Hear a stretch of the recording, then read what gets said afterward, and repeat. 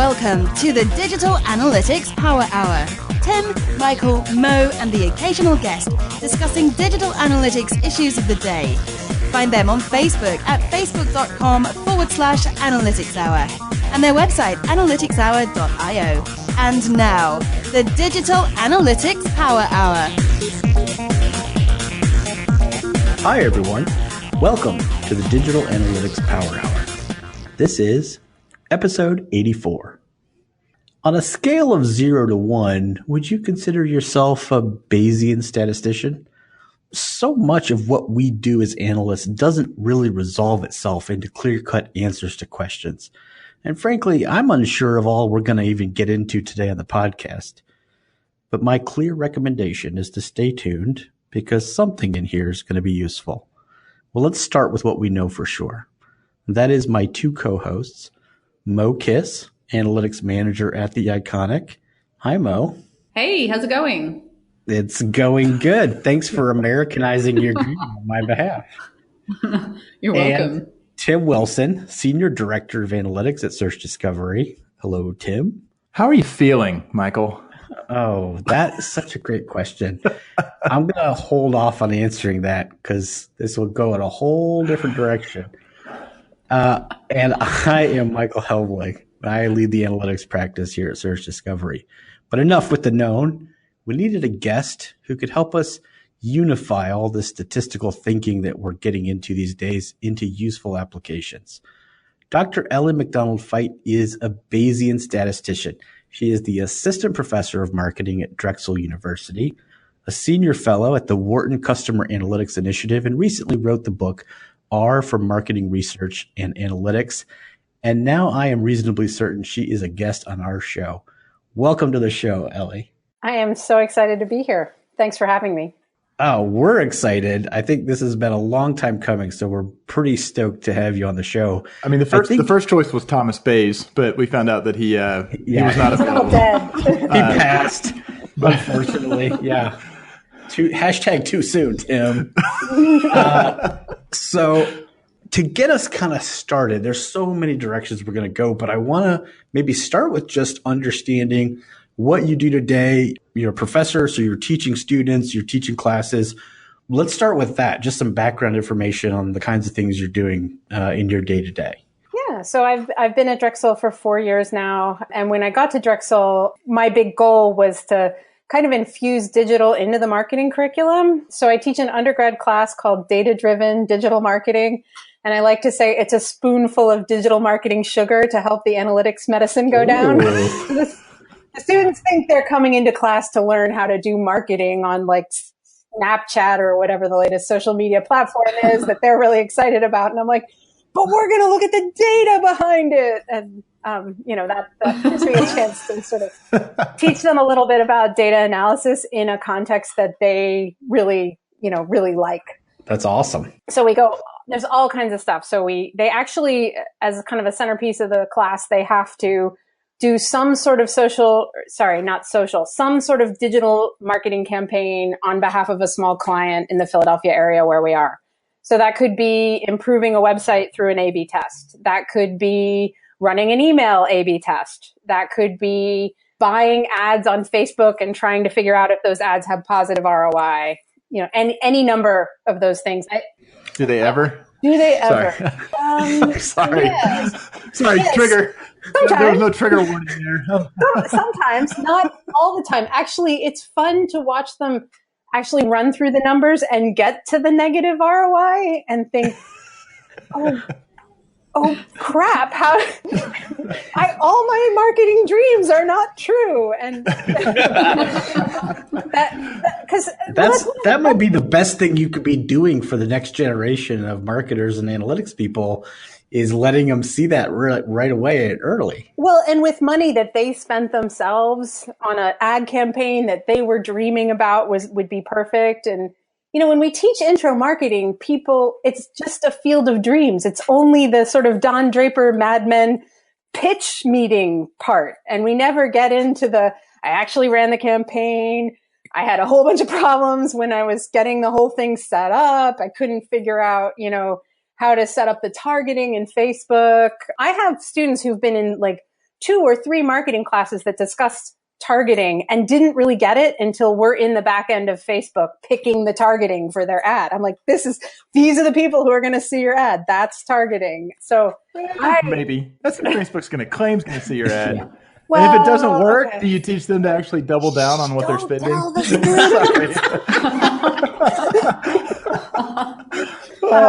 They're beginners, right? We have to give them some training wheels. I really enjoy that group. I love the sort of math phobic students that you often get. So I get marketing majors and I'm trying to give them a little bit of this analytics, and sometimes they're really nervous about it. But when you can kind of rebuild people's confidence, maybe they've had a bad math teacher in high school or something that really knocked them down a few pegs. And if you can build them back up, they can actually be really good at that stuff.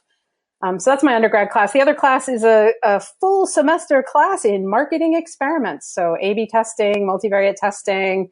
It mostly attracts students who are attending to be data scientists who maybe don't have a lot of marketing exposure and know a lot of machine learning methods.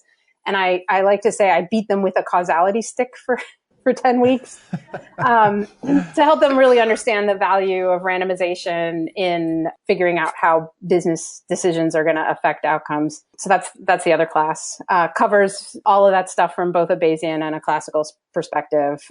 So one of the things I was really excited to talk to you guys about since I was coming here today is what should be in my courses for students? What should be future, what do the current digital analytics professionals think that future digital analytics professionals should be learning in college?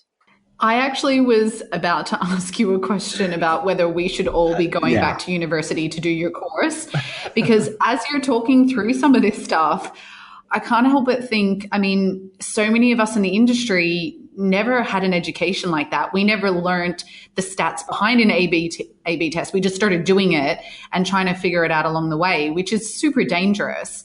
So, from my perspective, all I hear when I'm listening to you talk about this courses is how do I sign up? I'm sure the admissions office at Drexel would be happy to talk to you. We have a large number of international students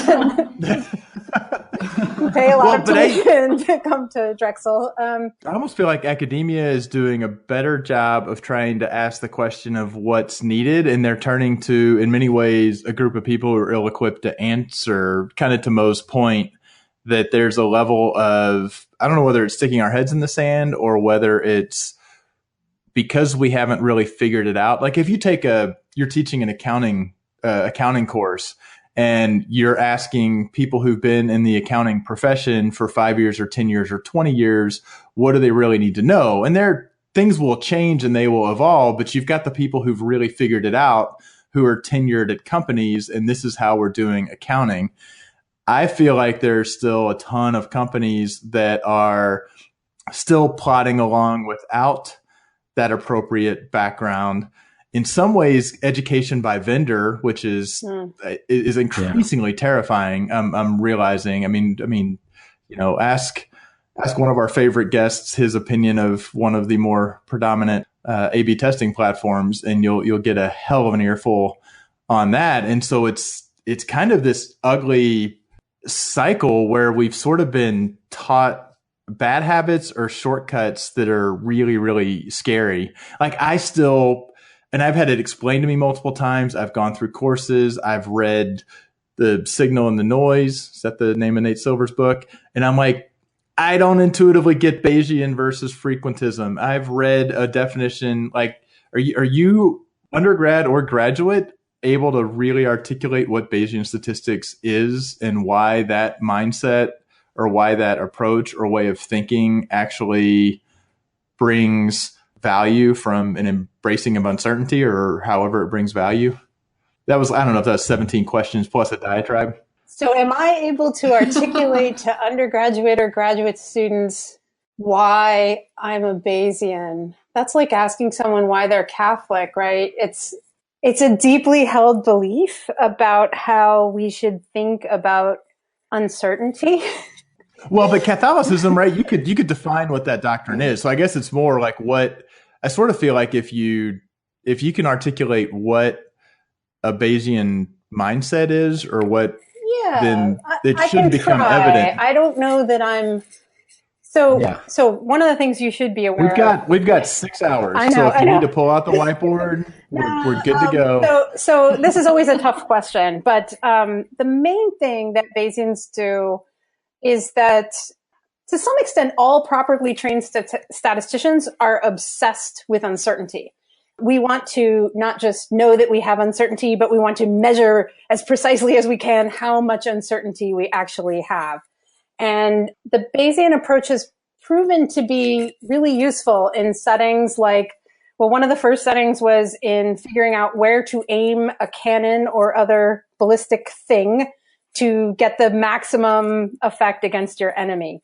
When you don't know a lot of things like the wind and other things that might affect exactly where this ballistic thing is going to land. And so this Bayesian approach to looking at that as a decision problem. So Bayesians are focused on how do we make decisions under uncertainty like this.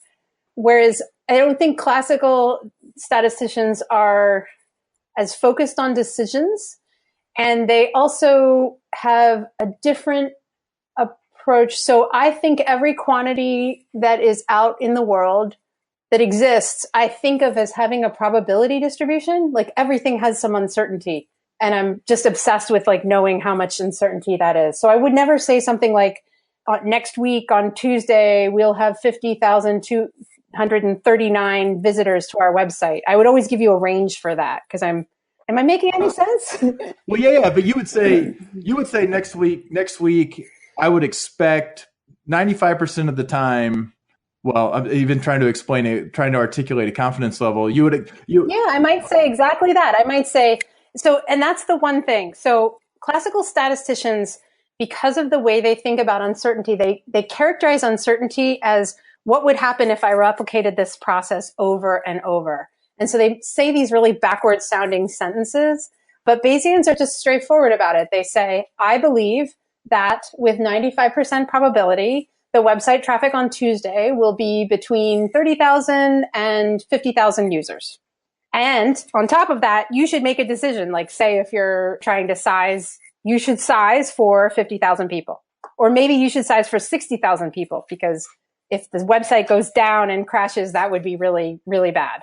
I was about to ask, because as you're talking through your obsession with uncertainty, which I find super fascinating, how that plays out in a business context, because often decision makers, I don't know, I guess in a footnote somewhere, they want to hear about uncertainty, but when it comes to your recommendation, they just want to, hey, you should size your website for 60,000 visitors or whatever the decision is.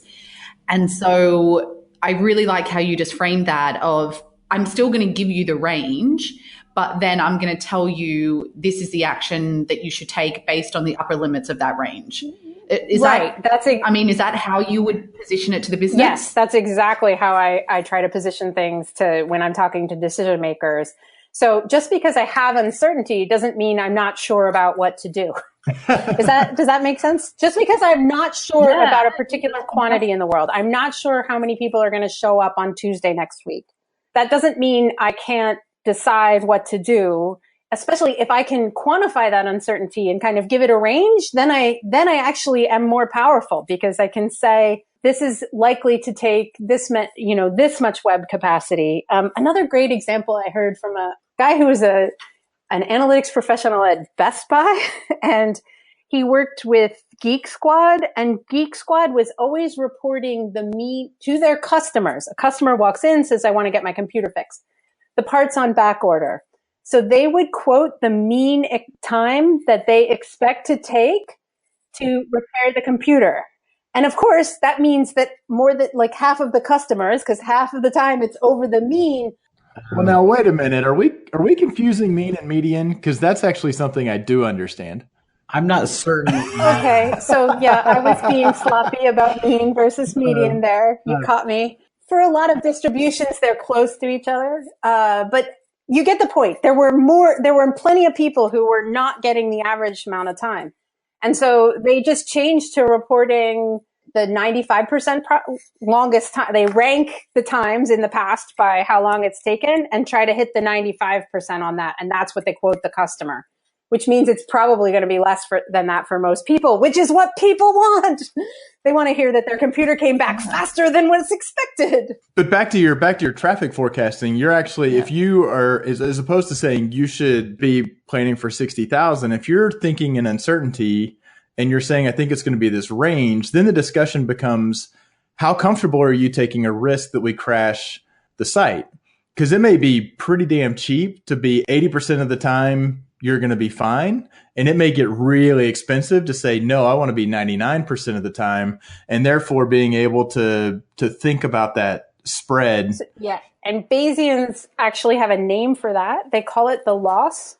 So the loss, if I make a decision and it turns out the truth is something different than what I was expecting or what I just planned for, what's the loss? So in that case, it's a case of what we call asymmetric loss. So if I oversize, I waste a little bit of money because I had more web service available than I really needed. But on the other hand, if I crash the website, I lose a lot more. And that is what we call asymmetric loss. So yeah, we're really thinking about not only our uncertainty about quantities, but also what should we do in the face of that uncertainty, which of course is a function of how much we'll lose if we make the wrong decision. So there's a point where I feel like we wind up in forecasting land, which as an analyst, I've never been asked to predict traffic or revenue. And that's partly me. Plenty of people, especially in retail, especially of holiday, are like, look, we need to predict demand. I've found myself sometimes using forecasting as a way to look for anomalies, saying, how did my actual results compare to a forecast if those didn't exist? Yeah. What are the other, I'm trying to think through, what are the ways that thinking of uncertainty, when we're doing historical data analysis, and it may be that I'm completely framing it wrong, looking at past behavior on the site. I want to find the most common paths. I want to find fallout points. I want to optimize my site in the absence of an A/B test. I'm trying to wrap my head around where the uncertainty mindset. I'm really liking thinking of Bayesian as embracing uncertainty because I'm getting way, way better about understanding uncertainty. So that's actually closing that gap. I don't know. Is that a fair question? Yeah. So the way I think of it is that the numbers from the past are what they are. And they have no uncertainty. We know, well, there might be a little bit of measurement uncertainty, like, maybe the tracking system went down or something happened. But for the most part, when we're looking in, say, Google Analytics, and we're saying how many people came to the site and which sources of traffic converted at the highest rate, I don't feel like we have to say a whole lot about the uncertainty on those. And so in kind of this, what I call sort of historical slicing and dicing framework that most web analytics professionals spend most of their time doing, the uncertainty doesn't really matter. If you're just saying this is how many people came last Tuesday, it's just a fact, right? And it doesn't have uncertainty. Because I used to think that's the challenge when statisticians work with samples and we're saying we have all the historical data, we have the population, but the little light bulb that's gone on for me is that if I'm looking at comparisons between, and the simple one is between my traffic sources, and I want to look at that and say, yes, I can say that paid search drove more traffic than organic search, but there's value in trying to look at that and saying, what is the variability and how much traffic came from paid search versus organic search? Are they really different? Or yes, the absolute population is different, but are those channels really different? What I was about to say is that when we're looking at historical data, we're implicitly asking questions about the future. Okay. So when I look at my conversion rate by different source of traffic, I'm implicitly looking for a difference that I believe will be true in the future so that I can act on it. So I find out that paid search is delivering high conversion rate on particular keywords. Let's buy more of those keywords, right? So there's an implicit prediction about the future in there. And if we adopt more statistical techniques, we can be more explicit about that prediction and more clear about what our uncertainty is about that future prediction. And what we're doing is we're saying, well, I expect the future to be like the past. And actually then quantifying uncertainty with data often means looking at how much data do I actually have here And is it enough to say that there's a real difference? Or is there a possibility that I would have seen, this big of a difference between two sources just by random chance, even if they were truly the same? So that's the core thing that that's why we do confidence intervals, is to figure out, do we have enough data to come to a conclusion that if these things kind of have a true long run mean, is it different or not? Can I just ask, and this is my own personal mullings of the last recent little while, which I haven't figured out remotely. You mean like the last 5 minutes or the last 3 months? No, like last 3 months. Okay. God, Tim, I'm a deep, thoughtful person. I've got some uncertainty about what you mean by that phrase. And this is getting way too deep for me. Don't worry. I have a question that'll bring us right back to the surface after Mel. Yeah, I want to come up. I want to come up for air, please. Okay, so bringing it back, you had a statement that I'm interested in hearing your perspective on a little bit further, because like I said, I haven't figured out my thoughts on this yet, which is that past behavior and past data is acceptable to help us predict what's going to happen in the future. And I'm just going to do a ... and leave it open for you to comment on. So yeah, I think it's important, really good statisticians are very explicit about what they expect is going to be stable in the future. So that's part of when I make a statement as a Bayesian statistician that says, I believe that the traffic on next Tuesday is going to be between 30,000 and 50,000 users with 95% probability. Embedded in that analysis are some clear assumptions about whether next Tuesday is going to be like last Tuesday, usually in some very specific way. Like I have, so Bayesians usually build a model for that, which is just our way of saying that we have an equation that describes what we think Tuesday is going to be like as a function of what day of the week it was and any special holidays. And that model is part of my assumptions baked into it. So I actually like the process of building that model because it makes me lay bare and explicit how I think the future is related to the past. But yeah, everything I say when I make that probability statement kind of has my assumptions baked into it. And you could examine my assumptions and say, I don't agree. I don't think all Tuesdays are alike, or whatever it is about my equation. By writing it out as an equation, then you can see it and say, I don't agree, or I do agree, or that seems pretty reasonable. So that's kind of part of the modeling process. I really like to say that I model professionally. Nice. So good. It's a great line in a bar, And our listeners can't see us, but I'm like a middle-aged, kind of ordinary-looking woman. So I definitely don't model clothing professionally. I model data professionally. That's awesome. So I don't know. I mean, yeah, I think it's better to be explicit than implicit about, why would we look at the data on what happened to our website in the past if we didn't think it had something to do with the future, right? We don't even need to look at it because we're making decisions about now and in the future. We're not making decisions about the past. So we don't really care about the past at all, except that it can drive our future perspective. And maybe one way we could kind of come back up to the surface on this is to talk a little bit about how digital analysts have been trained to look at the past.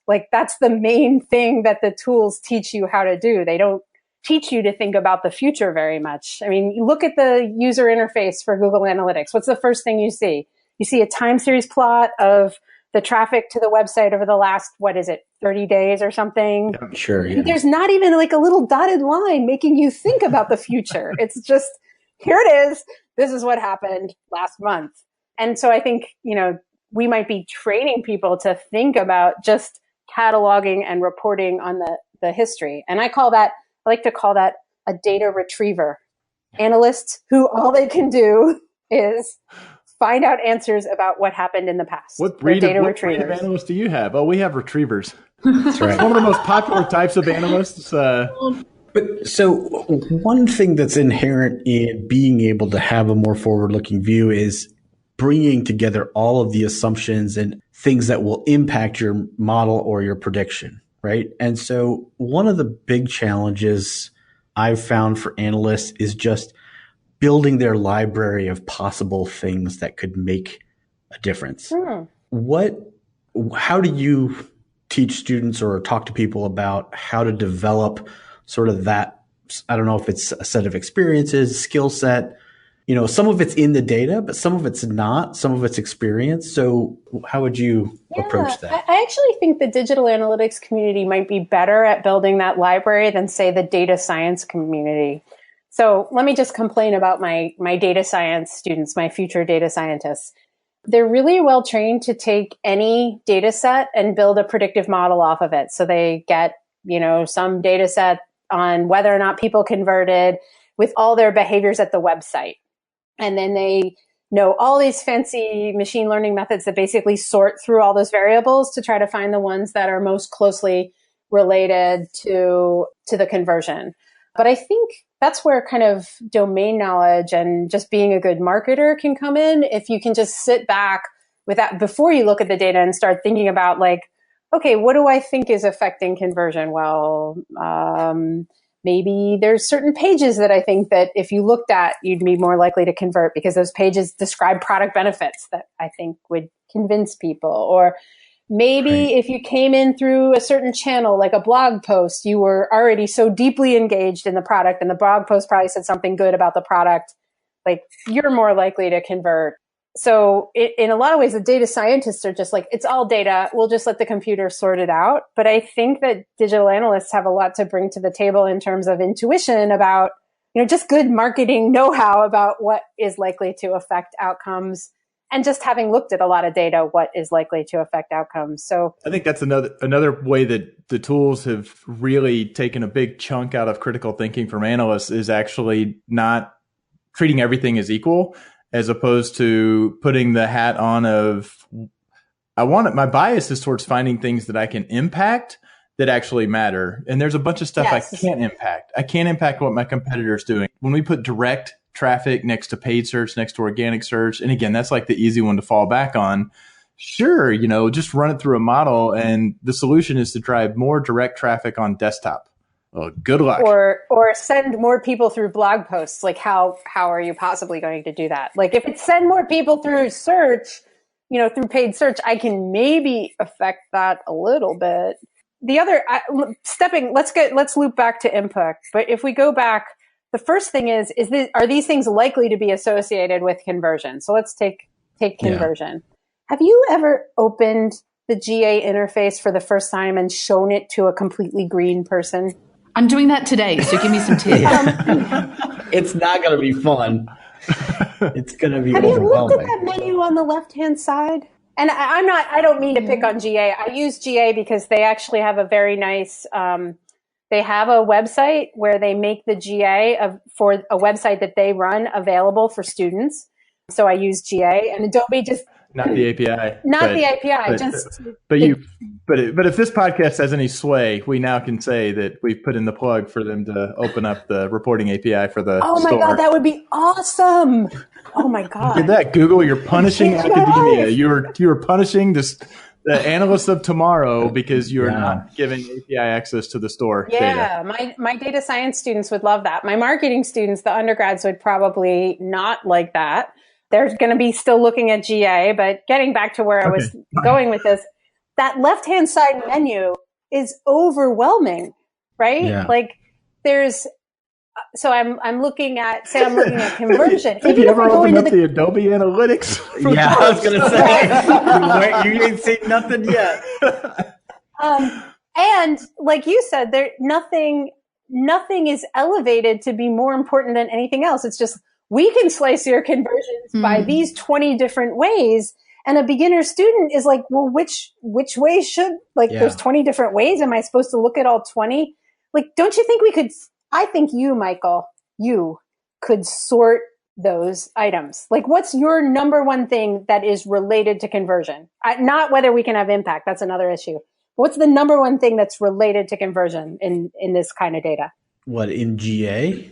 Oh, geez. I mean, what kind of behavior that's available in GA is most closely relate. If you were looking for something that was related to conversion, where would you look first? Or Well, second? You are being graded. You are being graded. Yeah, on I know. this, so I feel like an intense amount of pressure right now. I mean, obviously, like the stupidest answer is: do they add something to the cart or start the checkout process? Okay, That one. fair enough. Or have they purchased previously? Well, but is that readily available by Google data? Might be. Not really. Maybe. Not in any useful way. Not without a lot of work. But like, I don't like tests. No. Maybe I shouldn't go back to school. But I guess my point is that you have some ideas. yeah, in my life as an analyst, for beginners, I have a list of things. Yep. Right, which is the beginning of building a predictive model. You have an intuition. Yeah. You kind of know what things are important. So the next big thing that Tim brought up before is whether or not we can actually influence those things. So if you want to predict something, there's actually two kinds of predictive models. So one kind of predictive model is called an umbrella model. And that's like, say you want to predict the rain. The reason you want to predict the rain is you want to know whether or not to take an umbrella out. So you don't really care why it's raining. You just want to know if it's going to rain. And in that case, like knowing that carting or past purchases are related to future purchases can help you make a really good prediction about like revenue next month, which could be useful, right? Like boss probably wants to know what revenue next month is going to look like. The other type of model that Tim is probably more interested in is what I kind of call a rain dance model. So a rain dance model is, I want to know, if I dance, will it rain? If I put these extra video features on my website, will I get higher conversions? If I send out an email blast, will I get higher conversions? Those are rain dance problems. Those are ideas I have for how I'm going to make it rain. Those kinds of models take kind of more work. Someone with 18 months of data science training can't build those kind of models. You have to be more thoughtful. Is there a point if you don't really actually just thinking through it that way and saying, if I'm asking this question and I can give the answer, if I can build this model before you even try to build the model, figure out if you're building an umbrella or a rain dance model. I mean, I feel like that's a little bit of a challenge saying, hey, we have perfectly explained everything that happens and there's nothing we can do with it. We might have invested an enormous amount in it, as opposed to the flip side of saying, I can impact where my paid advertising is sending people to land on the site. If I can build a model that shows there's some predictive capability of where I send them and where they land and what the impact is, then I've built a rain dance model. Or that's right. Okay. That is a rain dance model. Figuring out where the right landing page would be a rain dance kind of model. I think that's your new nickname, Tim. You're Tim Rain Dance Wilson. This show is actually trucking along in a beautiful direction, which doesn't happen to us all the time. So I'm just going to veer us straight off the road and go in a totally different direction. As you've been talking through some of these concepts, one thing that's kind of sticking in my mind, and it's probably because I have a personal stake in this topic, is what are you teaching your students, or how are you teaching your students about their biases when they approach problems? Because I'm thinking even of that rain dance model you just suggested. I mean, if you go in there being like, if I dance harder, will it rain more? You could be starting off from that assumption that dancing leads to rain. And so I'm just curious to hear, like, is there any, because you did earlier mention feedback about what we should be teaching students. Is there anything about teaching students about biases, and particularly something like confirmation bias in analysis? I don't do this with the undergrads, but with the grad students, by the end of class, I say it with me. Randomization will set you free. So what do I mean by that? They know that. They leave the class and they know that randomization is really important. Some of them don't actually know what randomization is, but they know it's really important. And what I mean by randomization is, if you have a true rain dance problem, you want to know if I dance, will it make it rain? Then what you really should do is take half of the places in the world and do the rain dance, and take another half of the places in the world and don't do the rain dance. Or maybe it's days. You can do days, you can do places, you could do people, do a rain dance for some people, but not for other people. and compare those two groups, that is the sort of gold standard for proving that the rain dance works. And that's what we call an A/B test, right? Well, or even longitudinally, right? I had years ago had a case where I was asked, what's the best time for this brand to post on Facebook? And so I said, I can do that historical analysis. And they posted at 10 a.m. every Monday, Wednesday, Friday. That was my data. Mm-hmm. And I'm like, well, you have not given me, I don't have, you're going to have to mix it up. I'm going to have to do some sort of longitudinal randomization. Mm-hmm. I think those words can go together. Yes, that in order to figure out. I like that. And by the way, I'm changing the content, I'm changing the calls to action, I'm changing the type of post. So, it turns out I can't answer when you've been doing one thing. Just you're dancing on Tuesdays in Sour Lake, Texas, and seeing if it rains. Like, that's not going to tell you whether dancing causes rain. Right? Yes, that is absolutely right. So, yes, if you look at historical data, there's two problems that can happen. One is the one you mentioned where I always do the same damn thing. So how do I know what would happen if I did something different?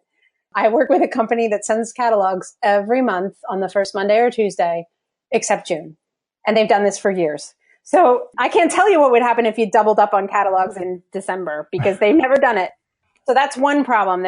And statisticians would call that lack of variation in the data. So there's just not enough variation in the data for me to figure out what's going on. The other problem is, and it's more evil, the evil decision makers of the past could have always been doing the dance when they know it's going to rain. Oh. You've never looked at data like that. Do you want to know the technical word for that? Oh, yes. It's called endogeneity. I hate that word.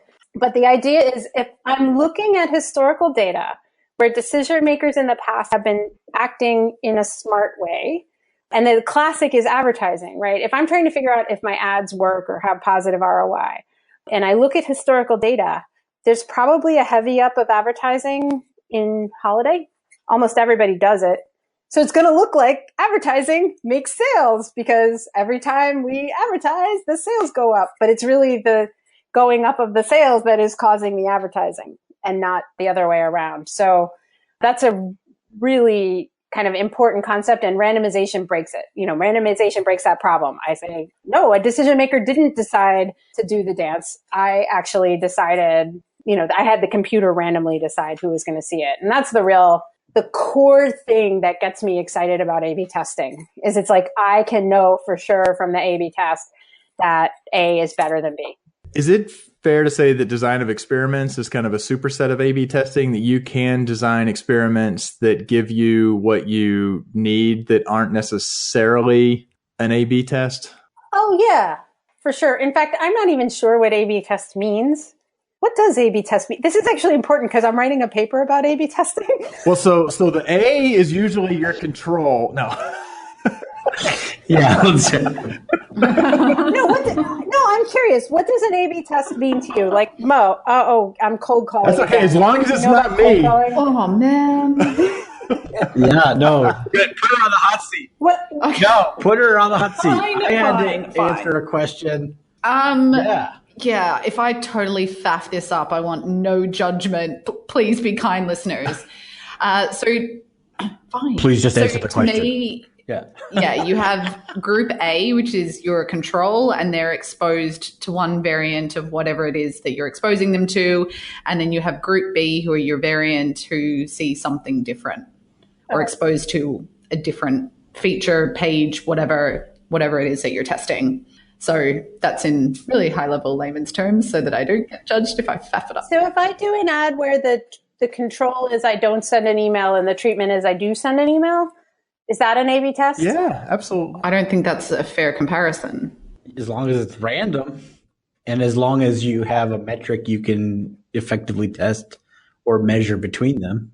Yeah. So I was just curious what you guys thought, because sometimes when I say A/B test, people do think like Mo did and say, it has to be something versus something else. And some people specifically call what I described a holdout test.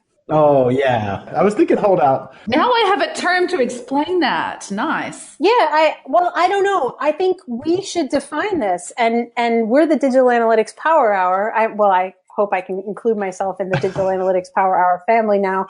But can the Digital Analytics Power Hour say we are going to universally call A/B tests things that compare two active marketing treatments, and randomized holdouts are things that compare an active marketing treatment to something that's not, like to nothing? Yeah. I don't know. It is not the function of the Digital Analytics Power Hour to create industry standards or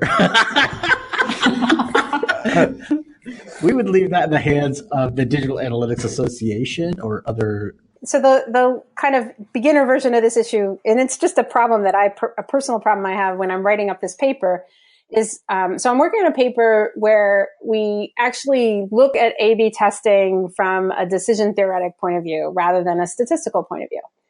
And so we look at it as I have to make a decision. And if I'm doing a test between two versions of a website, say two versions of a homepage, and I have to make a decision and I have some data and my data is not clear. So this is one of the questions I wanted to ask you. So say I do an A/B test and I do A versus B and it turns out that A and B perform about the same and it's a homepage. What should I do? Yeah, Tim, what should she do? First off, I'm glad we're back on a test because I feel like the direct marketing and the email marketing winds up being, in a sense, there's an easier component to that, and that's where holdouts come in because I don't think you don't have a holdout scenario when you're doing an A/B test on a site, and the vendors have conditioned us to talk about web experiences for A/B, and I think that's why that's a piece there. I think that it would be helpful for us to accept that many tests, because in practice, many tests don't turn out a winner. Winner is a binary term. I think that's problematic. That's where all this uncertainty kind of comes in as well.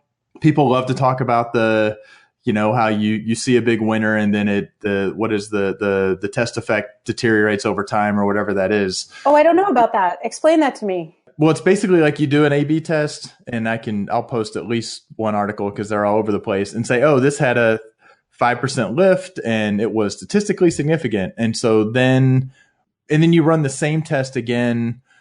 I'm going to butcher what this is. It's kind of like doing an AA test that shows significance when it's an AA test, that being another. Well, that happens. Significance happens. Yes. Yeah. 5% of the time at random. Yes. When it truly wasn't significant. But the other is that when an A/B test where you say, this one shows a certain lift, we were getting this result, this change shows this other result, we shift to using our B variation, and then over time it winds up back exactly where it started, and trying to explain why that happened. And people seem to write about that fairly often, but not the people who are selling that as a service or a solution. I mean, because I think that's, if you take the data scientists and if you throw a bandit into it and say, you know what, we're not going to turn this stuff off. We're going to let it keep running because even if it's down to 5%, we kind of want to be able to renormalize to whatever seems to be working better. Keep running. As opposed to saying, I'm going to run this test. I'm going to get an absolute truth, which there is no truth. I'm going to switch to that truth and then move forward. That's what we have freaking taught all marketers and analysts to do.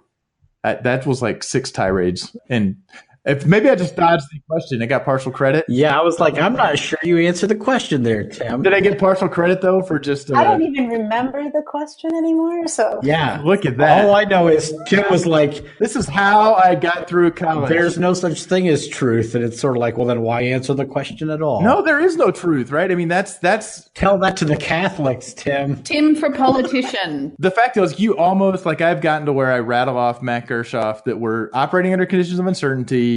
There's a cost to reducing uncertainty and we can't eliminate uncertainty. And you, Ellie, you almost quoted, you said that first part, and Matt wouldn't take credit for being the one who coined that. It's just, it finally sunk in with me that. It's just that we're both Bayesian, right. So we say the same thing.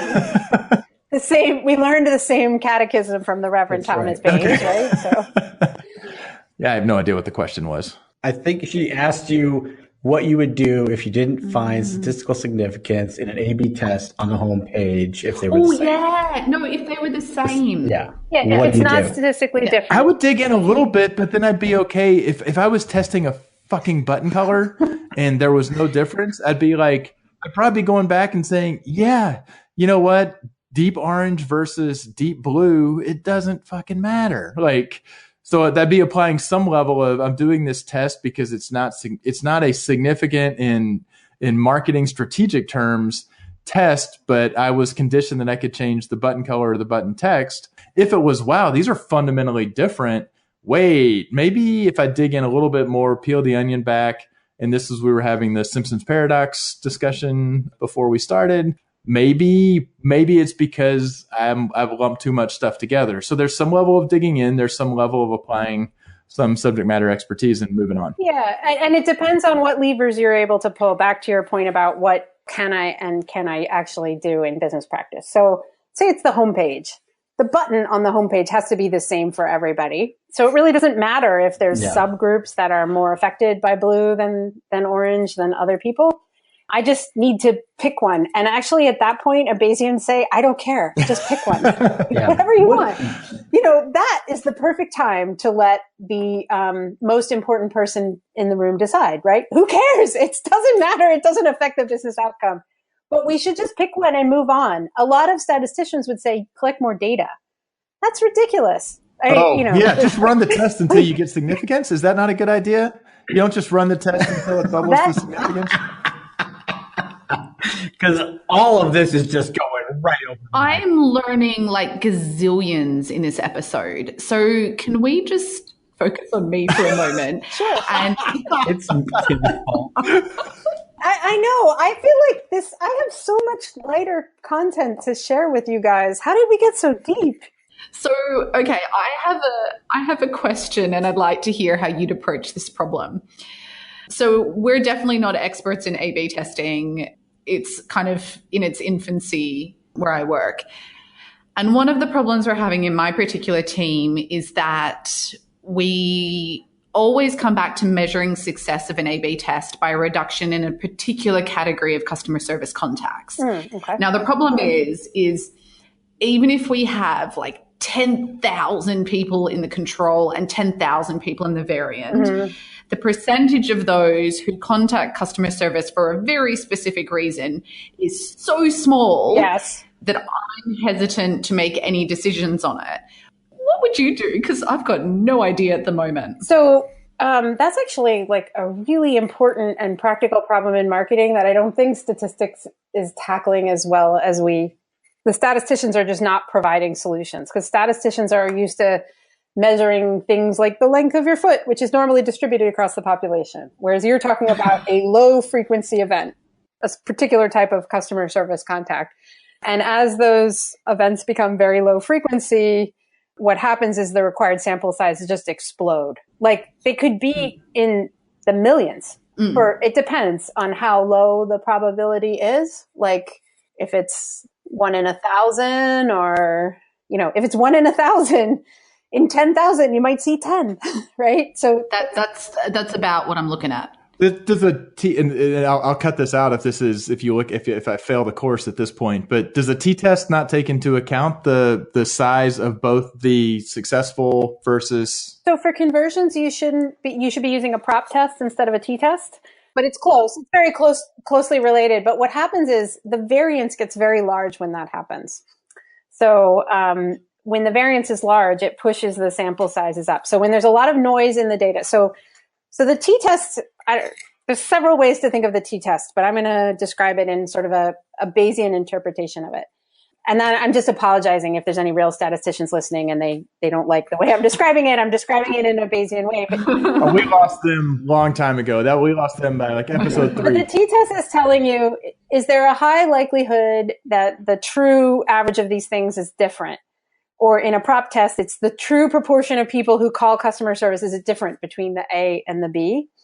And that is a function of the variation in the data. So these low probability events drive a lot of variation in the data. And the difference between the two things. So the bigger the difference is, the more certain we can be that there's a real difference between the things. If the two, if one causes half the people to call customer service and the other one is running 1 in 1,000, we're not going to need a lot of sample to figure that out. So when you're looking for like kind of minute changes in the website that probably aren't going to change that customer service contact much, and it doesn't happen very often, you're going to need massive, massive sample sizes to detect it. And that's been a big issue in the academic literature lately. So some guys published a paper a few years ago where they were looking at display ads on Yahoo. These were display ads shown on the Yahoo homepage. Do you remember Yahoo had a homepage? And they had these low probability of clicking or converting in response to that ad. And the whole point of the paper is saying, oh my God, the sample size is here in the millions. There's probably not enough data in the world for advertisers to figure out whether or not their advertisements are working, if what they're looking for are these kind of low probability events. And there's kind of no way around it. I guess what I would suggest to you, Mo, is think about, are there any proxies that you could use that are further up in the funnel that would be related to those customer service contexts that might give you a read because they're not so low probability? Like, is there maybe looking at the page where you get the contact information for that service event, and more people are going to do that than actually call? And I mean, I get you that that's probably what the business cares about because that's expensive.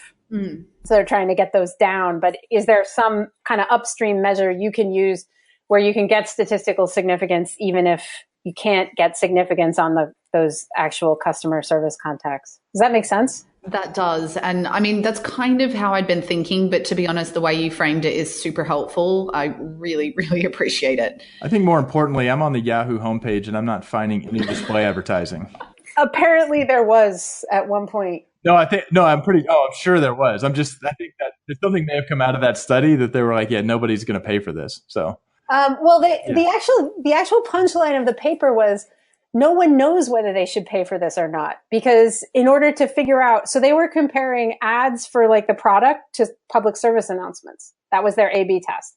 But they figured out that the sample sizes that they would need are so enormous that they would never be able to figure out whether ads are better than public service announcements.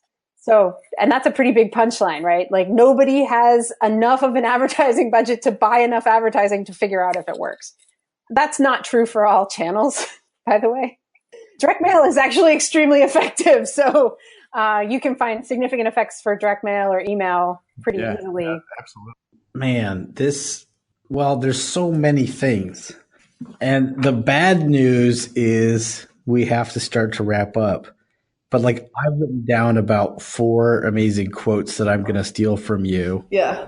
Like, randomization will set you free. I love that. It will. It totally will. This has been really awesome. It's been utterly terrific. Yep.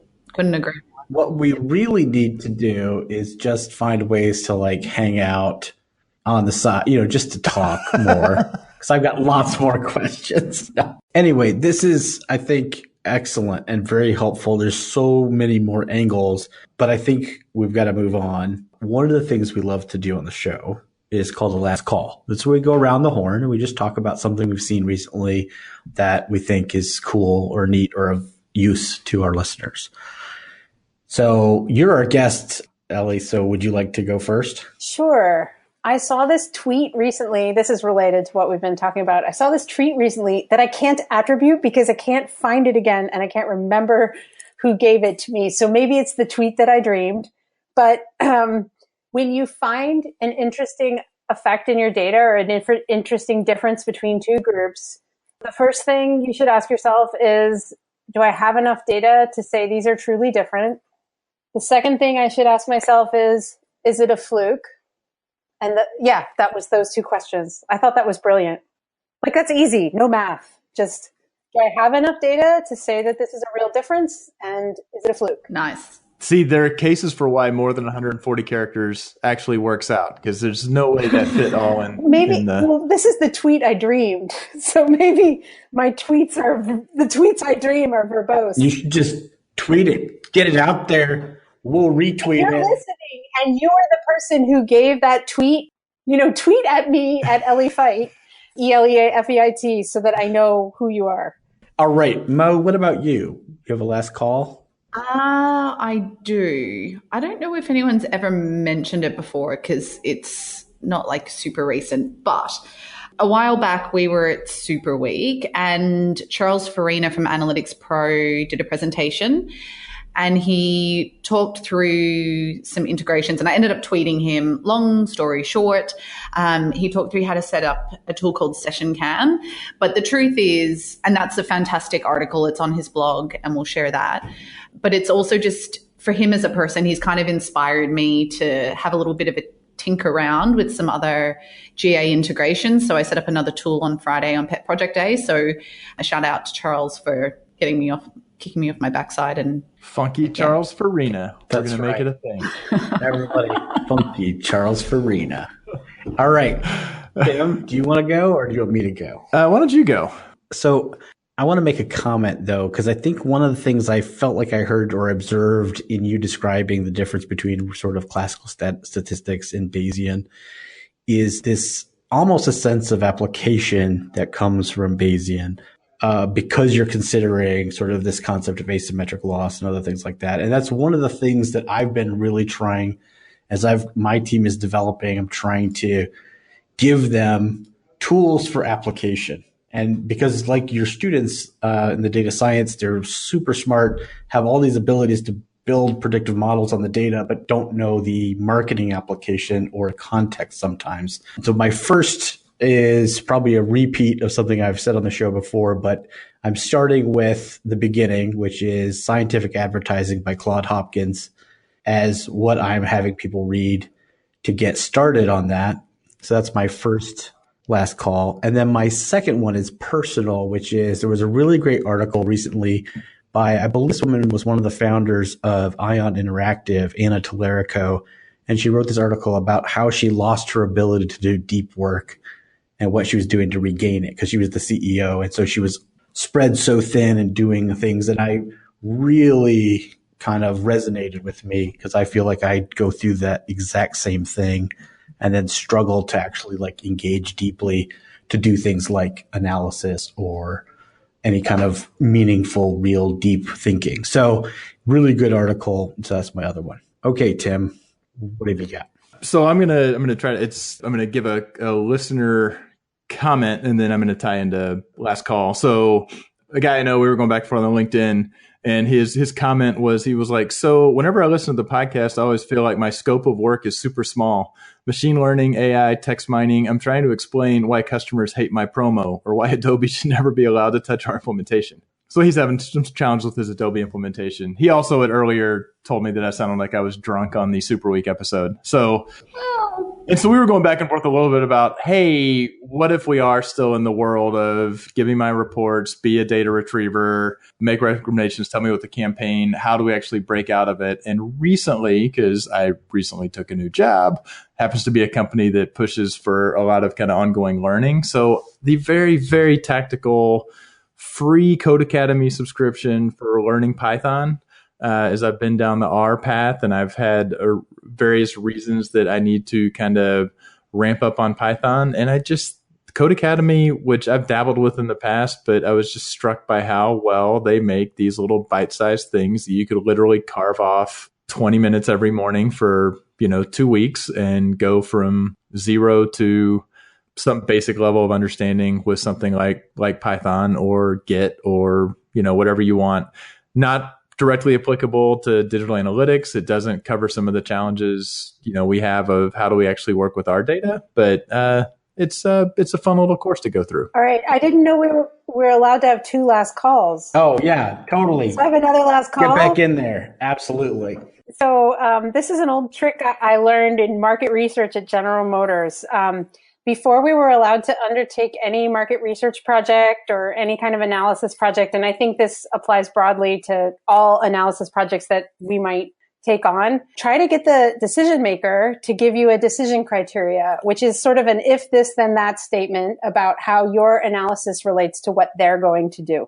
So get them to say something like, if you find out that in our case with cars, it was, if I find out that this car has a styling appeal level below 50%, I will redesign the car. or some other major investment that they're going to take on the basis of this, so that you get it immediately gets rid of the nice to know stuff and right down to the nitty gritty of if this, then that. I am a huge fan of the, I believe this is going on. Like, don't just state your hypothesis. If your hypothesis holds up, then what action are you going to take? Because it's a way to validate that there's some actionability there. But I like the if this, then that. At GM, we would record the statement and put it as the first slide in every report out deck we made for that decision maker. I like you.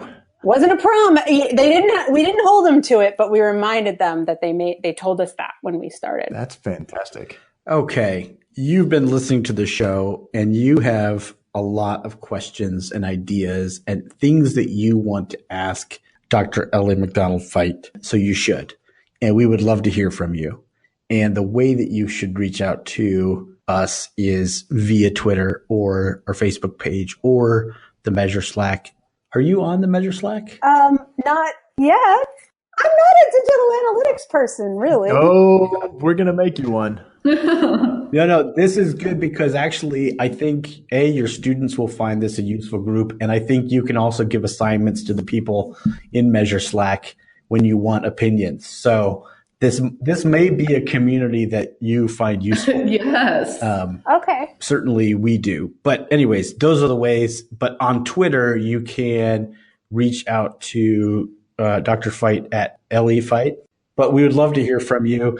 One thing for everyone out there, thank you so much. We've been asking over the past few episodes for more ratings and reviews on iTunes. We're not sure why we need those. But thank you for your response in giving those. I happened across our iTunes page and I saw those, and it's frankly, it's really heartwarming. Thank you so much for those ratings and reviews. Keep them coming. Okay. We would love to hear from you. Reach out to us in those ways. Dr. Feit, thank you so much for being on the show. This is amazing. We always say this, and we really mean it this time, which is, my goodness, how we barely scratched the surface of what we wanted to talk about. Also, I really hope we were recording at the very beginning when I described how the show would go, because it almost kind of did, didn't it? And and on that note, and for my two co-hosts, Mo and Tim, all of you out there, start being uncertain, but keep analyzing. Thanks for listening, and don't forget to join the conversation on Facebook, Twitter, or Measure Slack group. We welcome your comments and questions. Visit us on the web at analyticshour.io, facebook.com/analyticshour, or at analyticshour on Twitter. So smart guys wanted to fit in, so they made up a term called analytics. Analytics don't work. The show will go like this. I'll get us kicked off, ask you kind of that first question, and we'll just get into a conversation. At that point, then you and Tim will just talk for about 45 minutes until I interrupt. That's not a you thing, that's a Tim thing. Tim, are you freaking out that I'm talking about stuff before the show? That's what you do, Mo. It's what you do. Bayesian statistician. Statistician, nailed it. Statistician, getting there. It's been an afternoon of heavy drinking. Yay! Why are you so excited? Me too.